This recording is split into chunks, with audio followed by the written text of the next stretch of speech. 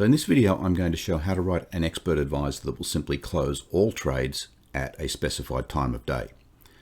I'm going to be writing this as a standalone expert advisor, so you can just run this and it will close your manual trades and trades from any other expert advisor at the given time of day. But I'll also explain as I go through the code how you can incorporate the functions into an existing expert advisor and maybe just use it to close all of the trades for that expert at the given time of day. This video is for MetaTrader 5. I do have another video for MetaTrader 4. I'm keeping them separate so that there is no confusion as I switch between the two, but a lot of the code is identical. And when I get to that section of the code that is identical, I'll actually be just cutting in the video from the MetaTrader 4 video, but the code for MetaTrader 5 is exactly the same as for MetaTrader 4. But let's start with the sections that are actually different between MetaTrader 4 and 5. Now, the MetaTrader 5 editor is open here, and I have a folder Orchard under Experts where I always put my work underneath Orchard. I'm going to create a new folder inside that now called Close on Schedule.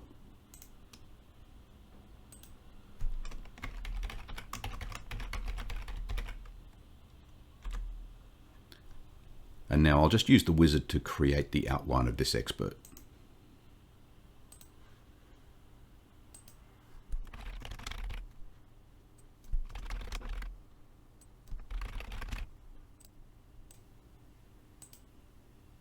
And this has been created by the wizard. I will do a little reformatting here.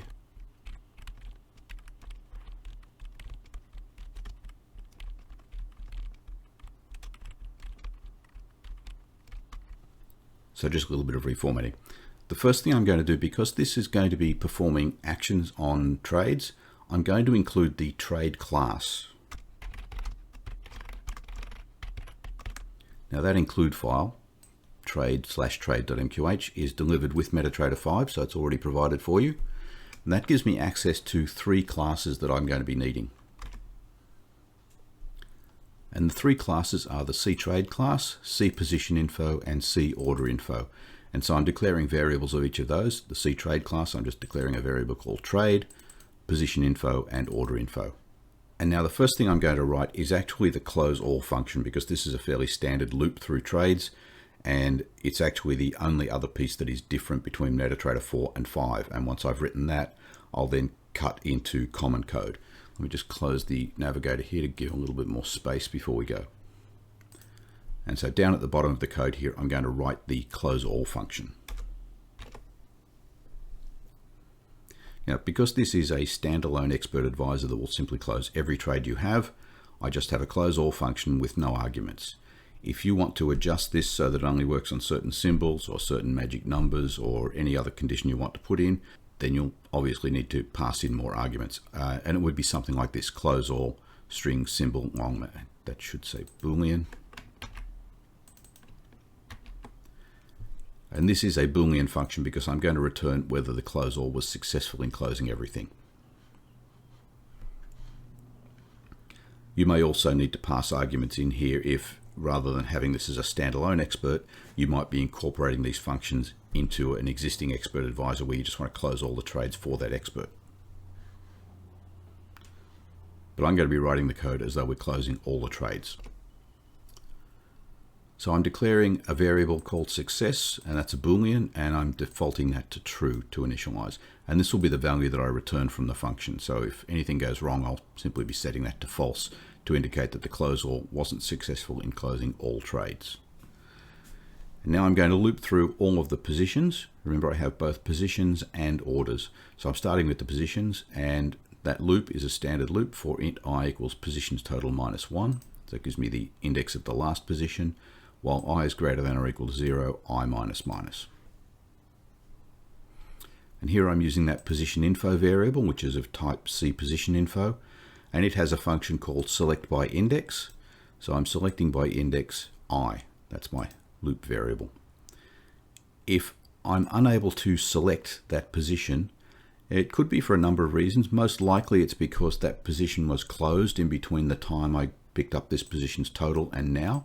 And that's harmless, but I just want to make sure that everything works. So if I'm unable to select a position for any reason, I just set the success to false, and continue will then go back to the beginning of this loop and do the next index value.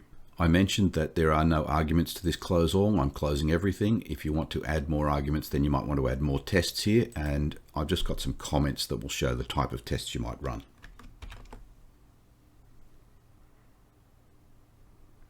So if you want to test for the correct symbol, you would use positioninfo.symbol, positioninfo.magic number, and so on. Anything else you might want to test here.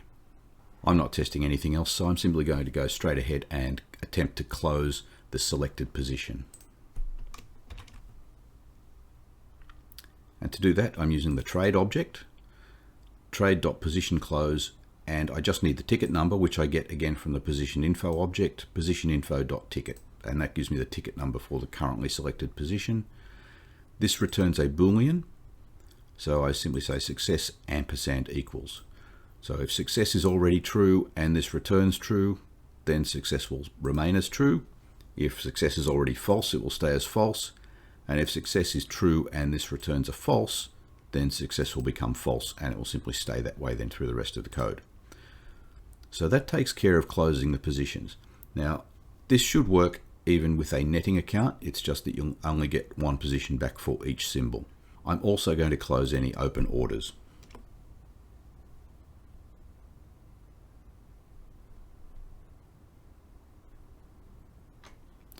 And this code is basically the same as the positions code, but in this case I'm looping through for orders total -1. I'm using the order info object for selecting by index. I'm still setting success to false if this fails in the selected all. Same comments here, but if you want to add tests, then you're using the order info object instead of the position info object, and success ampersand equals trade.order delete in this case for the order info.ticket. And that's everything for CloseAll. And now I'll go back, I'll write the rest of the code. I'm actually simply going to cut the video in here that I made for MetaTrader 4, because all of the code that goes in here is going to be identical between MetaTrader 4 and 5, so just saving myself a little work there.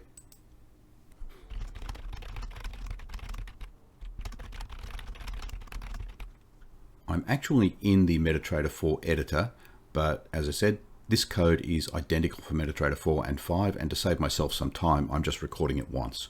I've added some blank lines of spacing above and below, just so that you don't get distracted by the things that are different. Ignore the line numbers then, because these will change, but this code that I'm going to write between this next is the same for 4 and 5, and above here is the same for 4 and 5. This is exactly the same. I've also done a small amount of reformatting, but I still have the main functions that were created by the wizard here: on init, on dinit, and on tick. So let's start with the obvious thing. I need some inputs because I need to know the hour and minute when you want to close these trades.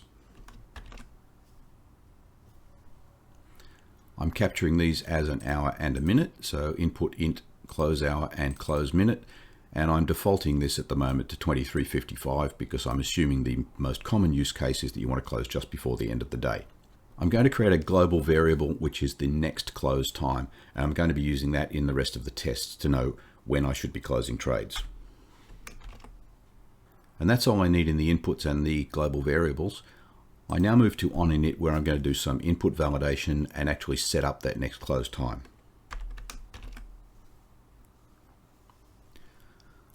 But just a little warning, if I've set this to 23:55, if your broker happens to close down at 23:50 and you set this close time at 23:55 and the market is closed, then this expert simply is not able to close those trades. I'm just leaving that up to you to make sure that when you run this, you set the close hour and close minute to times when the market is actually open.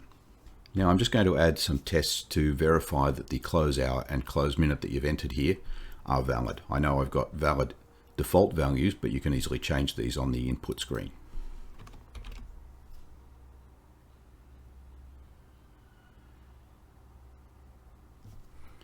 So the tests are: if the close hour is less than 0 or the close hour is greater than 23, that's an invalid time. Print format, invalid close hour, use the range 0 to 23, and I show the close hour in this placeholder. And then I simply return init parameters incorrect. I do the same for minute, but obviously here the range is from 0 to 59. And so I print a slightly different message and put in the close minute. And then I'm going to calculate what this next close time is. And I'm just going to do that with a function because I'll be using it in several places. So I'm calling my function set next close time, and I'll go down to the bottom of the code and add that function now. Now in this set next close time, I'm going to actually calculate what the next close time is, and I'm going to be comparing that to the current time. And what I'm going to be saying is that if the current time is after the next close time, then I'm already past that next close time and I'm simply going to move to the next day. It's a little bit of an assumption because if you happen to run this, as I said, the default's here at 23:55. If you started this at 23:55 and 1 second, then it's going to simply move that next close time to the next day.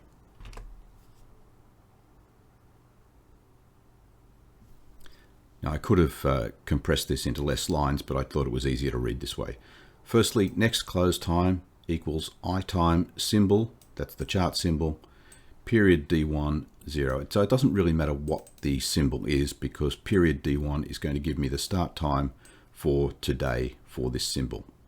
I suppose if you've got a symbol that doesn't run at weekends and you start this on a Saturday, then yes, it might make a difference for the symbol, but in most cases that's not going to be an issue. So that gives me just the start time for today, but I haven't taken into account the actual close hour and close minute that were specified. So next close time plus equals close hour multiplied by 3600 because I'm converting that to seconds, plus close minute multiplied by 60. So that adds the specified time onto the beginning of the day, and now close time, or next close time, is the hour and minute of today.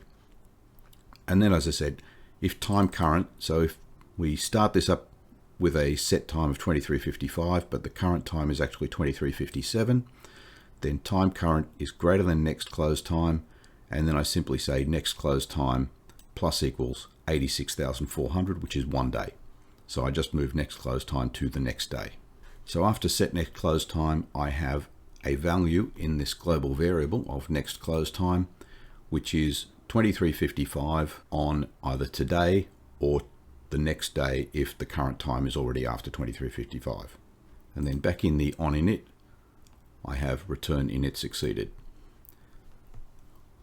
Now there's one more thing that I need to do in this set next close time. So I've calculated the next close time, but also I don't want to run this function on tick. I don't want to check the time on tick because it's entirely possible that a tick doesn't happen in that last minute or 2 minutes of the day. I'm actually going to be using the on timer.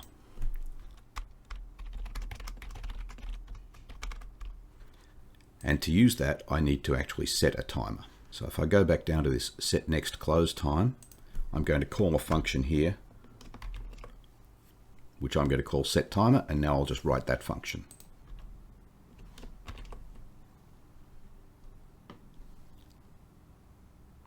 So I've written a comment here as well, don't rely on tick.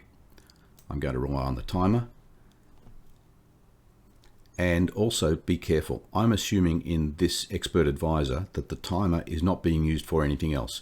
If you incorporate this code into another expert advisor and you happen to also be using the timer for something else, then you don't want to be resetting the values like this because it will upset the other timer that you've got running. Now, this is a complete standalone expert advisor, and in a few minutes when I get to the end, I'll show what you need to do to incorporate this if you want to into your own expert advisor. But for now, I'm assuming this runs on its own, and so I don't need to worry about anything else using this timer. And the command to set the timer, event set timer, and that takes a number of seconds between times that the timer will fire. And the value I'm passing there, it's an integer, so I'm casting to an int because I'm using mathmax, and mathmax returns a double, so I'm casting that to an integer. It's the maximum of next close time minus time current minus 60. So if the next close time is 23:55 and the time now is midday, then I don't want to be firing the timer constantly. This will simply say I'm going to allow enough seconds between next close time and now, and just 60 seconds before that, just in case. So it's the maximum of that or 30 seconds. So if next close time happens to be within 60 seconds, then I'll set that to 30 seconds. So that takes care of setting the timer, and this will simply sit there then and wait until I'm only 60 seconds away from time current. And you'll see how I handle that when we get to actually writing the code in the on timer. But that's the set timer function, and it's called here when I set the next close time. So that finishes the on init, and I've got the return init succeeded here. Because I have a timer set, I need to remove that when the expert exits. And that's just event kill timer in on dinit. I said I'm not doing anything in on tick, so now I'll go to on timer. Now the first thing I want to handle in on timer is making sure that we've actually reached that close time. So if next close time is greater than time current, then we haven't reached it yet. Now remember, when I call the set timer, I'm actually setting the timer so it will fire 60 seconds before the close time. So we've come in 60 seconds before, and then I call set timer again. And now, because we're within that 60 seconds, the set timer function will, using that math max, return 30 seconds. So when you think what might happen here, time current, it's going to fire 60 seconds before, then 30 seconds after that, and then 30 seconds after that, which should bring us to time current. Now, allowing for a little bit of processing slip, maybe we're 1 or 2 seconds after time current. But that way, the timer only fires just before the current time, and then a couple of times after that, and then suddenly we're in the correct processing time. So calling the set timer will take care of simply moving that timer jump until it gets close enough to time current, and then just return. Now, one of the advantages of using on timer, if your expert is running, this should fire even when the market is closed.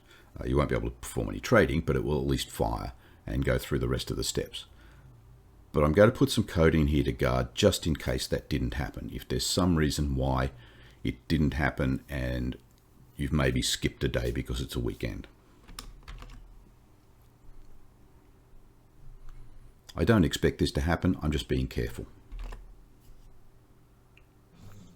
And so you might consider this to be optional, but I'm saying here, if time current minus next close time is greater than 300, so that's 5 minutes.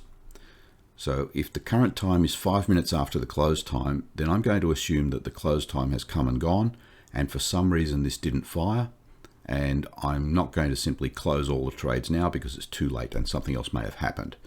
So I'm just going to skip this and then move up the time. And I'm doing that with the set next close time, that same function we had before, which will move this next close time up to the next time of day after now, and then return.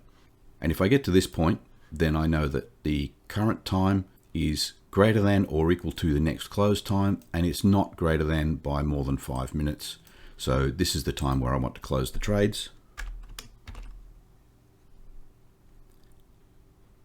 And I'm going to try this 5 times. Remember that the CloseAll function we wrote is a Boolean, so that will return a false if anything happens that means that a trade can't close.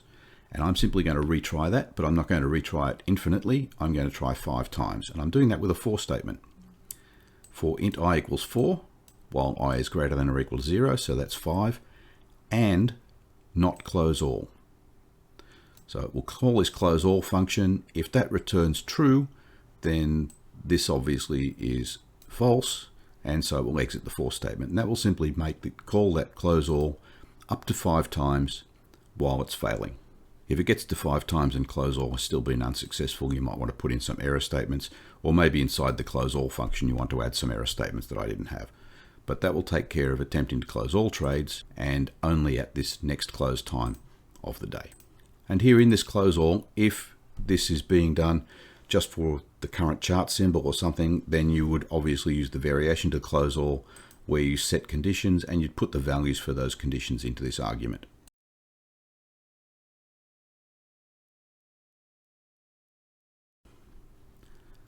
And that's all the code. And as I said, this part of the code is common to MetaTrader 4 and 5. This is a standalone expert advisor. If you wanted to incorporate this into an existing expert advisor and just close the trades for that expert, you would still need these inputs, close hour and close minute, unless you wanted to hard code those. I would put the same conditions in here, so you include these input statements in your expert. You You would still have a next close time global variable. You would put these condition statements into onInit to verify that the close hour and close minute are valid. And you would still have a set next close time. So all of that goes in onInit along with any other code that you already have there for your expert advisor. You would still have an event kill timer in onDinit. OnTick would have whatever code you have for your expert advisor. And then in the onTimer, assuming you're only using the onTimer for this daily close, then you would have all of this code in the onTimer. And of course you would have the next close time and the set timer. And remember, if you're using the timer for something else, you'll just have to adjust this so that you don't update the timer. You just have it set to a small enough unit so that it's going to make sure that it runs at the right time of day. So you just copy these functions into your expert advisor, and that will put all of this into an existing expert advisor for you. But this particular expert is written to run standalone. I want to show one variation, and the code here is also applicable to both MetaTrader 4 and 5, so the code is the same. So I'm still going to be showing just in the MetaTrader 4 editor. And that is the case where you maybe want to run this once a week. So let's say you want to run and close all trades at the end of the week, so you avoid the possibility of gapping during the weekend. So first I need one additional input, and that's the input close day of week. MetaTrader stores days of week where Sunday is 0, so Friday is 5. I'm going to add validation for that day of week, the same that I have here for the hour and the minute.